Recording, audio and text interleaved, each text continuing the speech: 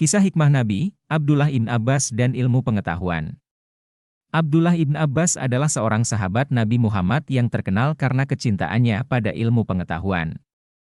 Ia lahir di Makkah pada tahun 619 Masehi dan wafat di Taif pada tahun 687 Masehi.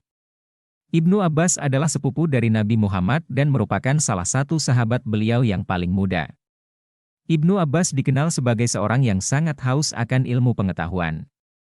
Bahkan, ia memulai perjalanan belajarnya sejak usia muda dan terus mengejar ilmu hingga akhir hayatnya. Ia juga dikenal sebagai salah satu ahli tafsir Al-Quran yang terkemuka. Abdullah ibn Abbas dikenal sebagai ahli tafsir karena pernah didoakan oleh Nabi Muhammad agar diberikan pengertian dalam bidang agama dan pengetahuan takwil, tafsir.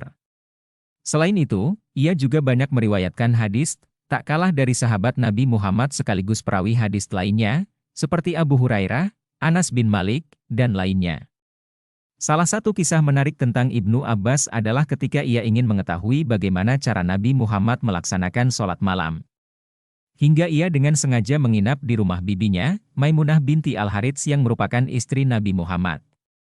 Hingga di pertengahan malam, ia mendengar Nabi Muhammad bangun untuk menunaikan ibadah sholat. Dia pun bergegas mengambil air untuk bekal wudhu Nabi Muhammad. Betapa terkejutnya beliau ketika menemukan Ibnu Abbas masih terjaga dan menyediakan air wudhu untuknya. Abdullah bin Abbas juga dikenal sebagai sosok yang gigih dalam menuntut ilmu. Dikisahkan ketika Zaid bin Sabit sang penulis wahyu dan pemuka Madinah dalam urusan qada, fikih, qiraat dan al-faraid hendak menunggangi kendaraannya, berdirilah pemuda Al-Hasimi bernama Abdullah bin Abbas di hadapannya seperti berdirinya seorang budak di hadapan tuannya. Ia memegang kendali tunggangan tuannya.